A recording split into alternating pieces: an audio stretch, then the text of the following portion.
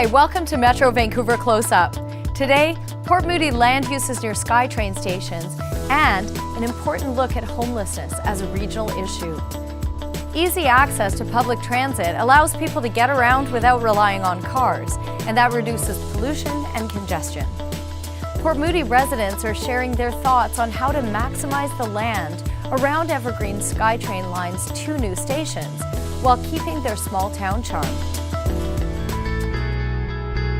With the growth of rapid transit throughout Metro Vancouver, multiple hubs are developing in cities like Port Moody. Port Moody is going from about 35,000 people to about 50,000 people over the next 20 years. So, we're taking a fairly good substantial growth in our population as we have in the last 20 years. So Port Moody's really changed from, a real sort of mill town, working town to being more of a urban core. It's an opportunity for us to almost be the hub of the spokes of the Tri-Cities and of the Greater Vancouver area. If you take the broader neighborhood of Moody Centre, there's only about 900 to 1,000 properties total down there, and this is an area that has a SkyTrain station and a West Coast Express station. So we're really looking to bring up the density there, both commercial, like job providing density, and the residential density. The Moody Centre and Inlet Centre SkyTrain stations are changing the landscape of their surrounding neighborhoods. Moody Centre and Coronation Park. Area like Coronation Park and area like Moody Centre, they're both right on top of SkyTrain stations, but really ripe for redevelopment and rebirth there. Gives us a chance to really start with a blank slate and say, how are we going to grow these areas? City Council is working with its residents to review these older neighborhoods with an eye to transit-oriented development. Transit-oriented development is really an opportunity to develop a community that's really focused on walkability and easy access to transit. You need to bring all those elements of the urban development in, which is the retail, the commercial, the office, the parks, the planning principles. I think Port Moody's done a really good job. Port Moody has already proven the success of transit-oriented development in the neighborhoods of Newport Village and Cedar Brook. We've won awards for Newport Village in the past, and I think we're trying to mimic that out into the larger community to make sure that all of Port Moody is award-winning and that people really want to come and live here because we're very much in the geographic center of Metro Vancouver. Often you have a lot of access to community amenities like parks and community centers, and it's really easy to get around for people to get to their jobs and to get to places where they like to play as well. A lot of them, want to maintain what they call the small town charm and feel of the city. And what we keep telling people is the small town charm doesn't come from how tall your buildings are or how dense it is. It comes from how we treat each other and how we interact as a city. So I think, people, if we could keep that community spirit alive, then people will say, we're still the same city we were, we're just even better.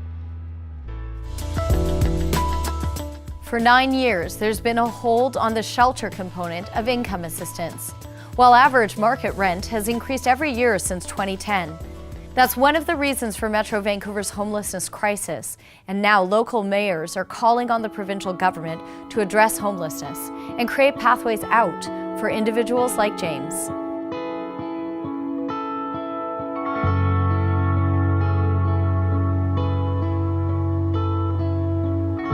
There's a multitude of issues there. There's mental health issues there, and some people just need just someone to listen, just to give them a bit of a helping hand in a direction that's positive and proactive to helping them get out of the situation they're in. There's a stigma involved with the homeless, and if you don't look quite up to standards, then you don't even get appointments or anything like that. So it's very disheartening. A lot of people are one paycheck away from being homeless, I got a cold and pneumonia set in, so I was flat out on my back and I couldn't get to work. I was living in a tent and I was still managing to keep my job, but it's next to impossible. You don't have power, so you don't have an alarm clock or just the comforts of, like getting a coffee in the morning. It was a train wreck in slow motion.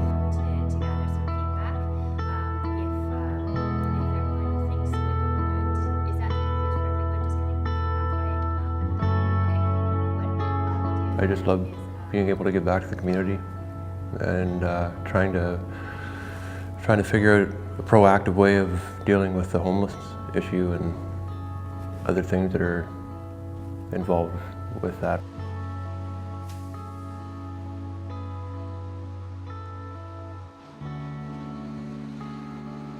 Having a roof over your head is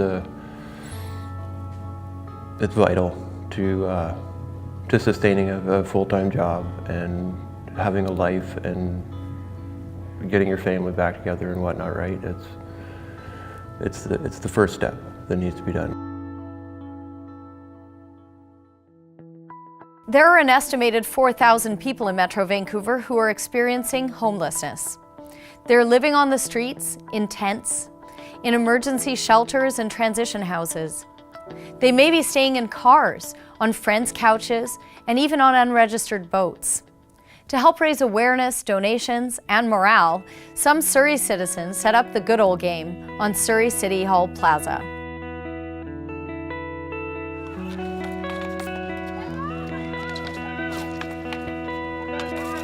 This is Toque Tuesday Hockey Day, and what we do is raise awareness, okay, about the situation of homelessness, but we do it in a fun Canadian way.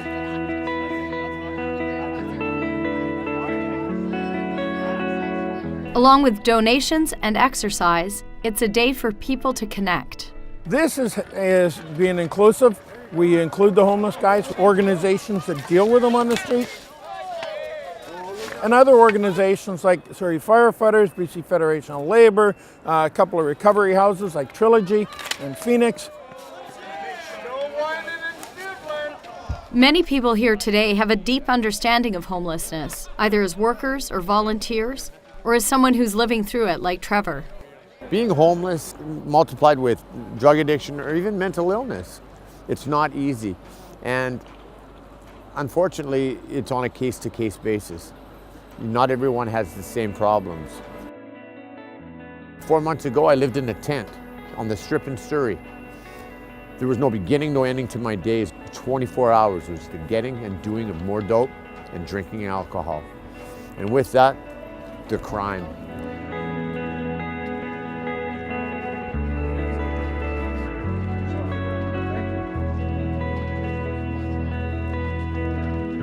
It's tough for me too, you know, and I have to work hard at staying sober. I have to work hard at being responsible. Lookouts looking to keep their momentum going. I'm a real believer in peer-to-peer. I'm also a real believer in getting people who are on the street to the tables where the decisions are made and do it in a way that's palatable for them so they don't feel that they're being talked down to. A lot of people really don't understand homelessness, and it reaches every part of society. It can strike quickly, and that can happen to a lot of people. You miss 1 or 2 paychecks, and there are horrible examples of that. There's some incredibly brilliant people that, due to a set of circumstances beyond their control, found themselves disenfranchised and street entrenched and silent.